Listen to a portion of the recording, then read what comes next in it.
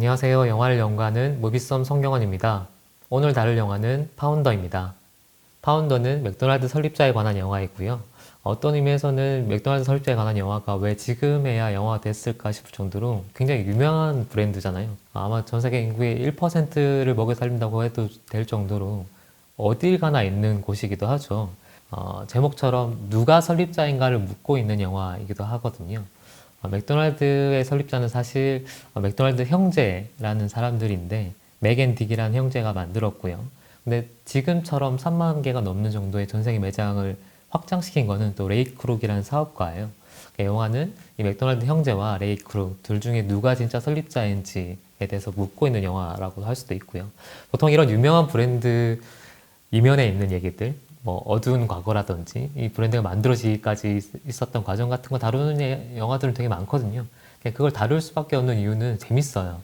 그 사람들이 모르는 어두운 얘기들 혹은 비하인드 스토리를 다루는 것 자체가 재밌기도 하고요. 우리가 먹고 있는 게 과연 햄버거인지 이 맥도날드라는 브랜드인지 다시 한번 질문을 해보는 영화이기도 하고요. 결론부터 말하면 이 영화는 레이 크록이라는 사업가의 관점에서 진행된 영화이고 그래서 훨씬 흥미롭습니다.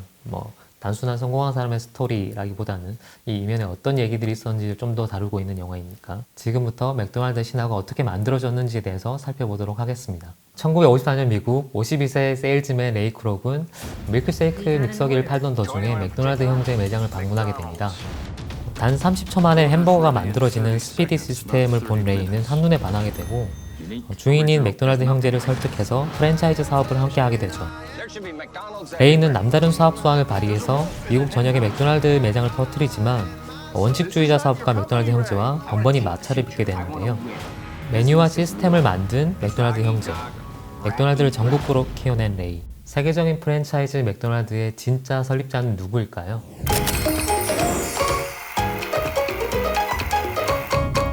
첫 번째 포인트는 실화를 바탕으로 한 영화입니다. 영화를 시작하자마자 제일 처음에 뜨는 자막이 베이스드 오브 트루 스토리라는 자막이 떠요. 말 그대로 실화를 바탕으로 했다는 얘기인데 사실 이것도 살펴보면 되게 재밌어요. 트루 스토리라고 하는 영화도 있고 베이스드 오브 트루 스토리라고 하는 영화도 있거든요. 이 영화는 베이스드 오브 트루 스토리라고 하니까 이 말은 뭐냐라고 하면 어느 정도는 각색을 했다는 거죠. 실화를 기초로 하되 드라마를 섞었다는 거예요. 그럼 여기서 드라마 섞은 부분 뭐냐라고 하면 레이 크룩이라는 인물의 어떤 초점을 맞춰서 진행해 보겠다라고 얘기를 하고 있는 겁니다. 사실 실화를 바탕으로 한 영화 혹은 실존 인물을 바탕으로 한 영화들 중에 가장 재미없는 방식이 뭐냐면 그 사람이 왜 성공했는지 이 사람이 왜 성공할 수밖에 없었는지 위인전처럼 그려나가는 거예요. 그런 영화의 예를 들면 에스틴 커처가 주연했던 잡스를 들 수 있겠죠. 사실 진짜 우리가 보고 싶은 거는 왜 성공했냐가 아니고 성공의 과정에 따른 어두운 면모들이나 내면의 갈등들 그리고 인물의 망가지는 모습들 좀 괴팍한 천재 이런 것들을 사실 보고 싶은 거예요. 기본적으로 이야기라는 게 좀 가학적인 측면이 있거든요. 안 좋은 것들을 먼저 보고 싶어요. 안 좋은 것들이 좋아지는 과정들을 보면서 드라마라는 게 발생하게 되는 거고 하워드 휴즈라는 전설적인 기업가를 다뤘던 마틴 스콜세지의 에비에이터 같은 영화가 재밌는 이유는 하워드 휴즈가 성공을 하기도 했지만 그 사람이 굉장히 결벽증 그리고 약간의 강박증, 정신병을 갖고 있기 때문에 재미있는 거거든요. 페이스북의 창시자인 마크 주커버그를 소재로 했던 데이비드 핀처 감독의 소셜 네트워크 같은 경우도 마크 주커버그의 좀 어두운 면, 이면들을 드러내려고 해요. 하지만 어떤 측면에서는 그런 드라마를 넣을수록 드라마적인 측면, 영화적인 완성도가 훨씬 올라가는 것 같아요. 그런 의미에서 파운더는 굳이 비교를 하자면 잡스보다는 소셜 네트워크 쪽에 가까운 영화이고요. 맥도날드 형제와 레이 크룩 사이에서 어떤 갈등과 이 실화들도 그런 드라마적 요소가 충분하기 때문에 영화를 선택을 한 것 같고요. 실존 인물을 바탕으로 한 영화 중에 잘 만든 영화가 뭐냐라고 하면 그거를 정말 영화적으로 재구성을 해 나가야 되거든요. 사실 어떤 의미에서는 오프닝과 엔딩만 잘 만들면 돼요. 어디서 출발할 건지 어디서 마침표를 찍을 건지만 잘 되면 이 실존 인물 전체의 이야기를 어떻게 재구성할 건지가 나오거든요. 가장 적절한 예로 아마 소셜 네트워크를 들 수 있을 건데요. 소셜 네트워크의 오프닝과 엔딩을 보면 앞뒤가 대꾸를 이루는 구조를 띠고 있거든요. 그러니까 처음에 시작했던 인물이 마지막에 비슷한 화면에서 어떻게 바뀌는지를 보여주는 영화라고 할 수 있고 이 파운드에서도 마찬가지의 구성을 보여주고 있습니다. 영화 오프닝을 보면 별 볼 일 없는 늙은 세일즈맨인 레이 크록이라는 사람이 전국 매장을 돌아다니면서 이제 밀크쉐이크 기계를 파는 일을 하고 있어요. 이게 한 번에 5잔의 밀크쉐이크를 뽑을 수 있는 기계라고 막 자랑을 하거든요. 이제 그걸 자랑을 하면서 자기가 설명하는 문구가 공급이 늘어나면 수요도 늘어납니다. 라고 하고 닭이 문제냐 달걀이 문제냐의 문제죠. 라는 대사를 해요. 근데 사실 이 두 대사가 영화 전체를 관통하는 핵심이자 자기한테 하고 있는 말이기도 합니다. 이 영화는 스스로에게 최면을 걸고 싶은 사람의 얘기거든요. 그리고 창립자가 사실 아닌데 창립자가 되고 싶어하는 혹은 자기는 창립자라고 믿고 싶어하는 사람이 그 얘기를 다시 써내려가는 영화라고 할 수 있어요. 영화 엔딩에 이르면 아까 했던 그 두 가지 얘기, 공급이 늘어나면 수요도 늘어난다. 닭이 먼저냐 달걀이 먼저냐 문제라는 아까 그 멘트를 똑같이 반복해요. 하지만 상황이 이제 바뀌었죠. 그때는 아무것도 볼 필요 없는 세일즈맨이 자기한테 최면을 걸고 있는 상태였고 지금은 그게 진짜 현실이 된 상황을 보여주면서 똑같은 멘트를 반복하는 거예요. 상황이 달라졌으니까 사람도 달라졌죠. 영화 중간은 이 사람이 어떻게 달라졌는지 그 멘트를 어떻게 현실로 만들었는지를 보여주는 과정들을 쭉 채워 넣었습니다. 이제부터는 그 과정에 대해서 좀 자세하게 얘기를 나눠보도록 하겠습니다. 두 번째 포인트는 맥도날드의 성공 배경입니다.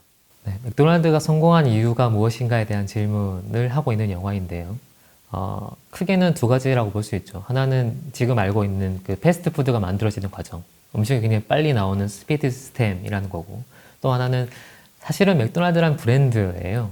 그러니까 누구나 이렇게 스피드 시스템을 동원해서 빨리 만들 수는 있잖아요. 근데 사실은 우리가 맥도날드 가는 거는 맥도날드 브랜드를 가는 거죠. 그러니까 이 브랜드 그 자체를 어떻게 만들어졌냐, 사실 그걸 제일 처음에 한 게 맥도날드라고 볼 수 있고, 그 두 가지 서로 다른 가치들이 어떻게 양립하고 충돌하고 지금까지 왔는지에 대해서 쭉 보여주는 영화라고 보셔도 괜찮을 것 같습니다. 맥도날드 형제 같은 경우는 우리가 생각하는 패스트푸드의 어떤 부정적인 측면을 보여주진 않아요. 오히려 정반대의 모습들을 보여줘서 좀 영화를 보면서 놀라게 되는데, 이 사람들이 이 스피드를 만들게 된 이유는 정말 손님들을 배려해서거든요. 가족에게 좋은 그리고 빠른 그 음식을 제공하고 싶다. 요 되게 순수한 선의의 목적에 따라서 그거에 맞춰서 이 시스템을 만든 거예요. 빨리 음식을 낼 수 있는. 그래서 실제로 이 사람들이 이 시스템을 도입하기까지의 과정을 굉장히 짧게 무슨 다큐멘터리 영상처럼 막 빨리 보여주는데요. 이게 레이 크루에게 실제로 이 시스템을 설명하고 있는 방식이기도 하고, 한편으로는 그거 자체가 그렇게 중요하진 않다는 걸 보여주고 있는 구성이기도 하죠. 영화에서 굉장히 빠르게 지나가요. 이 부검샷으로 찍으면서 테니스 코트에 이 주방을 이렇게 설계도처럼 그려놓고 사람들이 그 훈련을 하게 해요. 연습을 하게 해요. 찰리 채플린의 모던 타임즈처럼 사람이 굉장히 부품처럼 보이게 하는 게 아니라 그거 만드는 자체가 하나의 연극?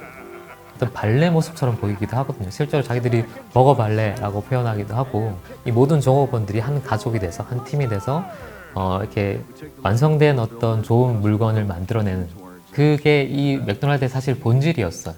근데 여기에 이제 레이 크록이라는 사람이 반해서 함께 참여하게 되고, 그리고 이 레이 크록이라는 사람이 프랜차이즈라는 걸 만들기 시작하면서 프랜차이즈라는 브랜드로 키워나가기 위해서 이게 한계가 있다고 느끼는 거예요. 결국 발견한 거는 지금 같은 시스템, 지금 같은 가족 경영 형태로는 안 된다라고 판단을 하고 브랜드라는 걸 만들기 시작하는 거죠.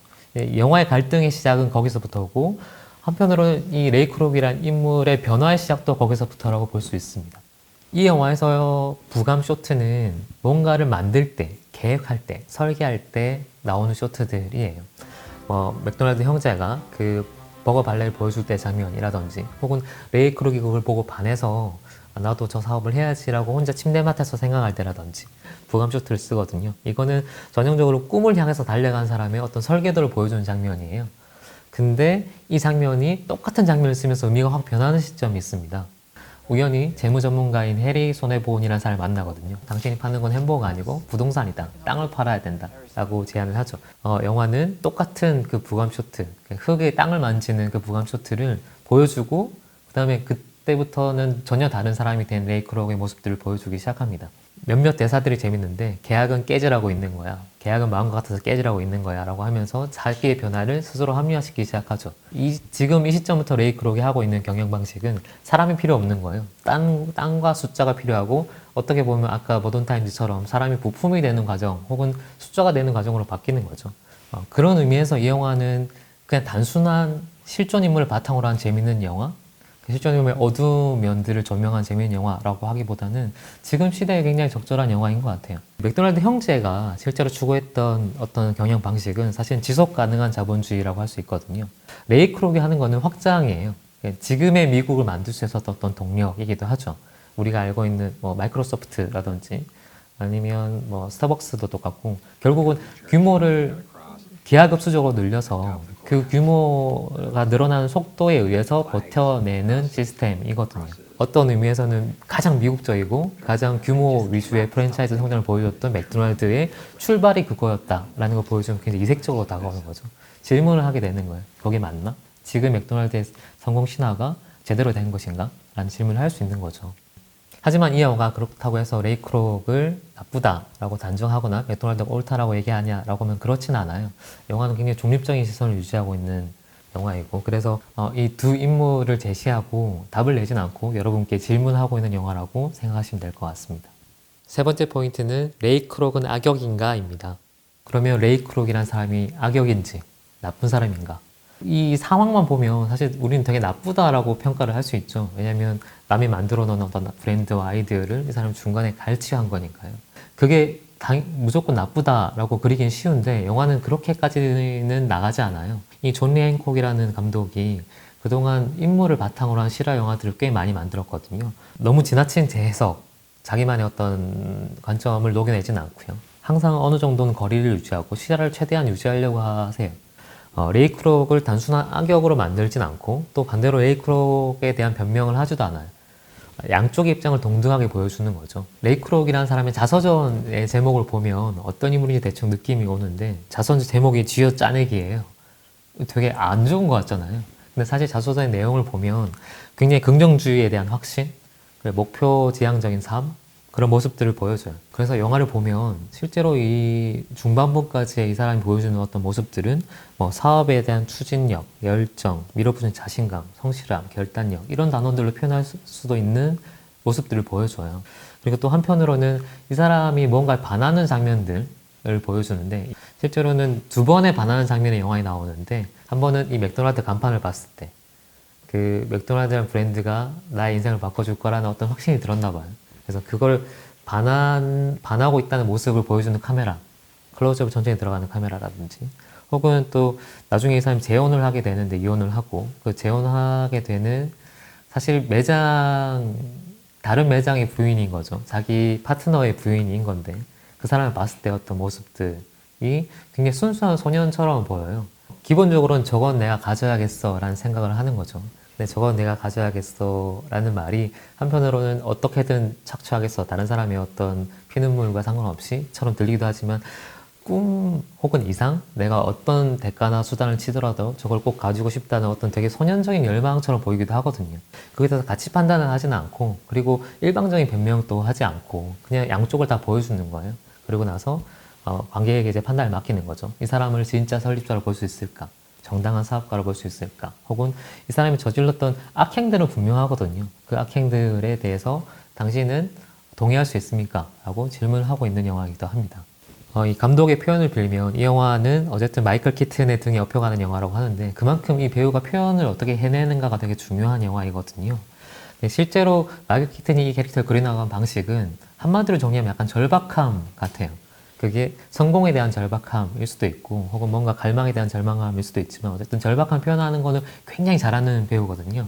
여기 전작이라고 할 수 있는 버드맨을 연상시켜보면 버드맨에서 그 은퇴 직전의 위기에 몰린 퇴물이 되어가는 어떤 배우의 어떤 절박함도 생각이 나고요. 또 한편으로는 또 말씀드린 것처럼 악역이라고도 할 수 있는 역할이기 때문에 사실 이 마이클 키튼이 나중에 스파이더맨 홈커밍에 악역으로 나올 거고 벌처라는 빌런으로 나올 건데 그 악역을 약간 연습하는 거 아닌가 싶을 정도로 후반부에는 되게 악역의 어떤 면모들도 보여주고 있습니다.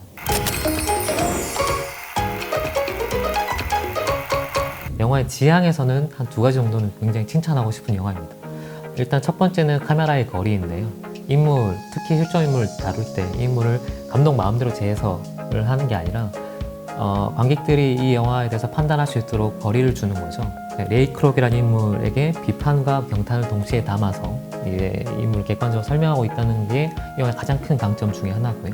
그리고 두 번째는 이게 50년대의 사연이잖아요. 사실 예전 이야기지만 지금 시대에 굉장히 적절한 얘기인 것 같아요.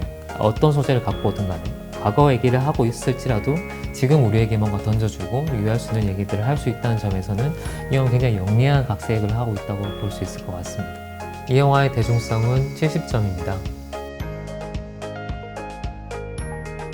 이 영화의 예술성은 70점입니다. 지금까지 영화를 연구하는 무비썸 송경원이었습니다. 다음 주에 또 다른 영화로 찾아뵙겠습니다.